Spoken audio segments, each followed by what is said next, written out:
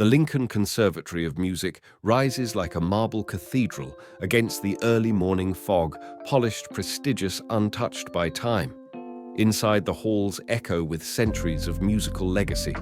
But before the first note is played, before students arrive in crisp blazers and rehearsed confidence, a different rhythm moves through the building. A soft rustle, the faint swish of fabric. A woman in a grey uniform, Grace Parker. 47 moves like a shadow. For 11 years, she's cleaned these pianos, Steinways, Yamahas, Bosendorfers, each one gleaming because of her touch, not her talent. She knows every crack in the marble, every creak in the floorboards, every ghost in the rafters. But no one knows her. They just call her Mom, or worse, say nothing at all. Ethan Caldwell does not say thank you. He is 21, wealthy, a second-year prodigy whose fingers dance across keys with mechanical perfection. This morning he sneers at Grace while adjusting the collar of his tailored coat. "You missed a spot," he says, tapping a fingerprint that isn't there. She doesn't respond, just wipes it again, slower this time. Not because it's dirty, but because it's power.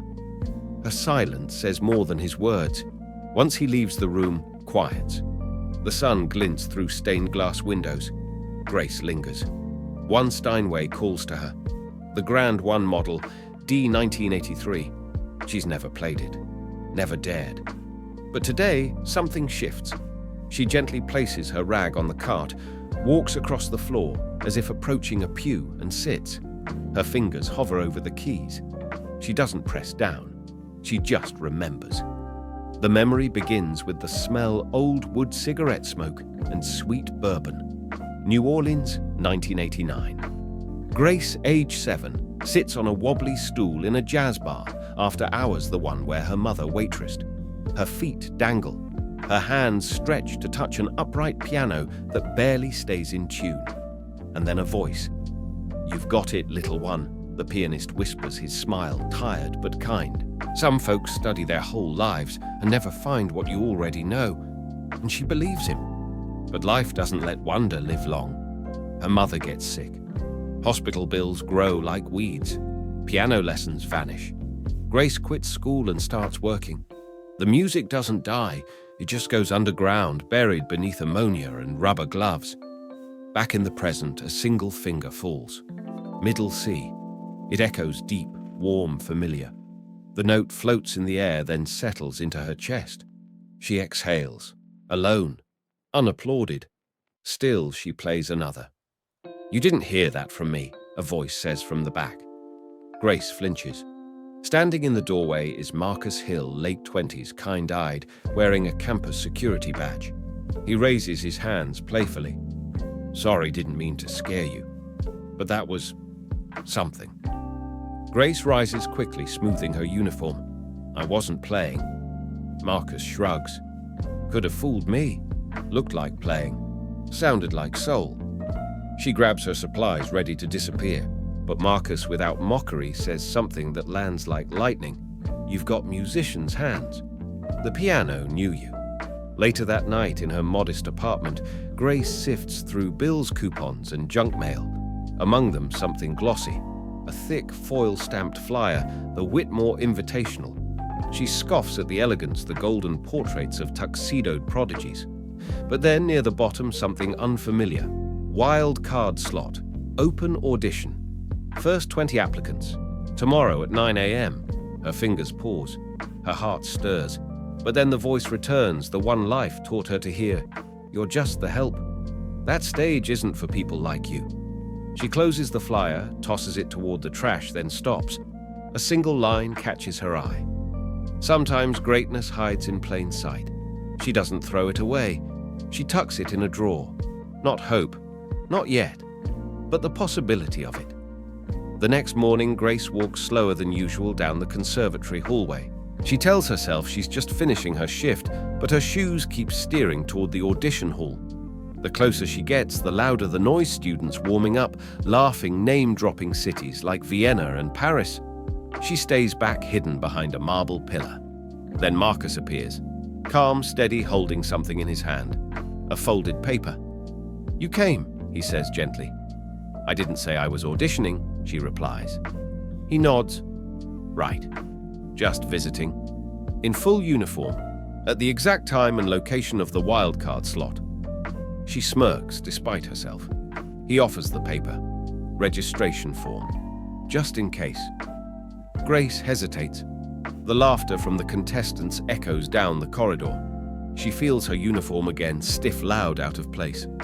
I don't have sheet music, she says. Or nice shoes. You have something better, Marcus answers. You have truth. 5 minutes later, she walks toward the sign-up table. The coordinator, a poised woman in a charcoal suit, looks up from her clipboard, briefly startled by Grace's janitor's jacket, but hides it with professional grace. Name, Grace Parker. Piece original composition. A pause, a blink. Then a polite nod. Very well, you'll be the final audition. As Grace turns away, whispers trail behind her. One contestant leans to another. Is this a joke? Custodial orientations downstairs. But Grace doesn't flinch. She just stares at the stage door she's cleaned for a decade. It's time to stop polishing other people's moments. It's time to make one of her own. The audition room feels colder than expected. Too bright, too polished. Grace Parker walks to the center of the stage with steps both hesitant and dignified. Above her, arched lights cast a halo-like glare, judgmental, theatrical, unforgiving. Behind a long mahogany table sit 3 judges. The one in the center, Dr. Miranda Ellison, exudes prestige like perfume. White blonde hair pulled into a bun so tight it barely breathes pearl blazer, and expression like a winter window. She scans Grace's file, her eyebrow twitching slightly. Ms. Parker Miranda says, "It says here you'll be performing an original composition." Her tone is sweet, but every word is dipped in disbelief. "Yes, ma'am," Grace replies, voice steady despite the storm brewing inside her. "And your training?" Grace hesitates, self-taught. A ripple runs through the room, a rustle of paper, a tilt of heads, a shared glance among the elite. Miranda offers a faint smile. "I see." She turns to the other judges and murmurs something under her breath. Then, louder, perhaps a more forgiving instrument would be suitable. She gestures toward the corner of the stage, where an old, upright piano sits, like a forgotten relic, dusty off-center keys, slightly yellowed. The other contestants had used the Steinway at center stage. Grace pauses. The insult is clear. But instead of resisting, she walks to the upright. Her hand touches the wood. It's scarred, uneven. A pedal creaks underfoot. Miranda leans forward. "If it's too difficult, we understand." Grace meets her eyes and says simply, "This piano is fine." She sits, breathes, places her hands on the chipped ivory. The room waits. The first note wavers slightly off-tune hollow, but Grace doesn't flinch. Her left hand settles into a rhythm, grounded like footsteps on a rain-wet street. Her right hand dances a melody emerging like fog over water, slow and haunting. The room starts to shift. Students who had laughed now lean forward. Judges, once skeptical, begin to still. Miranda's pen stops mid-air. Grace plays as though the instrument remembers her. Every broken key becomes a passageway. Every creak becomes a voice. This isn't performance, it's memory. And through it all, Grace never once looks up. She doesn't need to. The music speaks. The final chord lingers. It's not perfect, but it's real. The silence that follows is total sacred, stretched out like the pause between heartbeats. Then one clap, then 2, then many. A slow, rolling applause erupts through the hall, not polite, not performative, earnest. Even the smug violinist from earlier blinks in disbelief. The male judge rises slowly. His voice catches. "Miss Parker, that was extraordinary." "Truly." The younger female judge nods beside him, eyes glassy. "It was raw, but it told the truth, the kind of truth we forget how to listen for." Only Miranda Ellison remains seated, her fingers still laced neatly on the table, her face unreadable. She finally speaks. The Whitmore Invitational reserves the right to select one wildcard finalist each year. She begins voice-clipped and formal. She pauses. A flicker in her throat betrays her conflict. Grace Parker, she continues. The committee accepts your audition. A beat.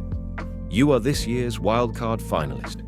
And the room erupts, some in surprise, some in joy, but all in recognition. Grace doesn't smile. Not yet. She just exhales. And for the first time in years, the breath doesn't carry weight, it carries freedom. That night, the video clip spreads online like wildfire. Someone in the audience had recorded her audition. The headline reads, "Janitor stuns judges with original composition." By morning, Grace's name trends on social media. That's Grace Parker. Wildcard truth. Comment sections overflow. This woman made me cry. She played like her soul needed to speak. Why have we never heard of her before? The next day, the conservatory quietly removes her from the custodial roster. Her name reappears on a bulletin board, this time under finalists. Nothing flashy, just her name written plainly, Grace Parker, wildcard. Miranda Ellison summons her to her office. It's a quiet space, trophies frame newspaper clippings, 2 steaming cups of tea already waiting. "I won't pretend I wasn't skeptical," Miranda says, sipping carefully. "But I've reviewed your audition several times." Grace nods guarded. Miranda softens. "You need coaching, not to fix you, to protect you. This next stage, it's different." Grace hesitates. "Why help me now?" Miranda sighs. "Because I once had a sister. Brilliant. But she didn't survive this world, not because she lacked talent, because no one helped her shape it." She leans forward. "I won't make that mistake twice." The Whitmore Final Gala. Gold banners shimmer under crystal chandeliers. Critics, donors, faculty and national press line the aisles in tailored suits and cocktail gowns. Grace stands backstage in a black dress. Simple, no sequins, no glitter, just elegance earned. From her place in the wings, she sees the piano, the Steinway. She used to polish its surface every Sunday night. Now it waits for her. The announcer calls her name. The applause is curious, cautious. Some want to believe. Others wait to be proven right in their doubt. Grace steps into the spotlight. No sheet music, no accompanist, just her. She sits, one breath. Then she begins. The piece starts soft like a memory threading itself awake.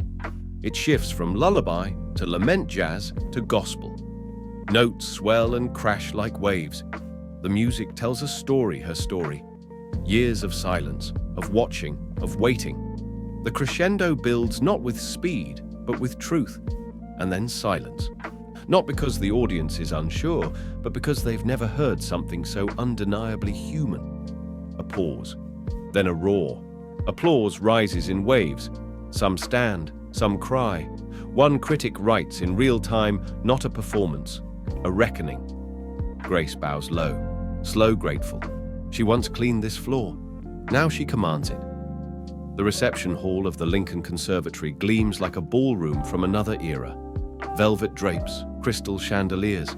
A string quartet hums softly in the corner while glasses clink and conversations buzz with nervous tension. On stage, the 5 Whitmore finalists stand side by side. All but one wear polished tuxedos and gowns curated by agents or sponsors. And then there's Grace Parker in a simple navy dress and flats from a department store clearance rack. Her hair is pulled back not out of fashion, but out of habit. At the podium, Dr. Miranda Ellison scans the crowd with practiced composure. Then she looks to Grace and something in her tone shifts. "Ladies and gentlemen." Miranda begins her voice, commanding but warmer than usual. This year's Whitmore Invitational has introduced us to technical mastery, artistic brilliance, and polished tradition. But one performance reminded us of something more essential. She turns toward Grace, and for the first time she doesn't speak as a gatekeeper, but as an admirer. Grace Parker did not enter through the front doors of our world. She came through the back halls, the quiet corridors, the forgotten spaces. Not with a resume, but with a voice. not rehearsed, but real. And it shook this institution to its foundation. A hush falls over the room. "It is my honor," Miranda says, her voice resolute, "to announce the grand prize winner of the Whitmore Invitational, Grace Parker." The hall explodes with applause. People rise. Hands meet in thunderous, euphoric praise. Grace stands frozen for a heartbeat, then steps forward slowly, eyes wide, breath shallow. Miranda meets her at center stage and hands her a crystal plaque engraved with her name. "You earned this," Miranda says softly. "Not because we gave you permission, but because you stopped waiting for it." Grace doesn't cry. She simply bows shoulders, straight chin, lifted, and clutches the award not like a trophy, but like a torch. Tonight, she is not a custodian. She is not a wild card.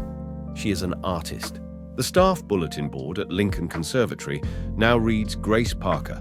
Artist in residence. Students pass by and double take. Some whisper, some smile.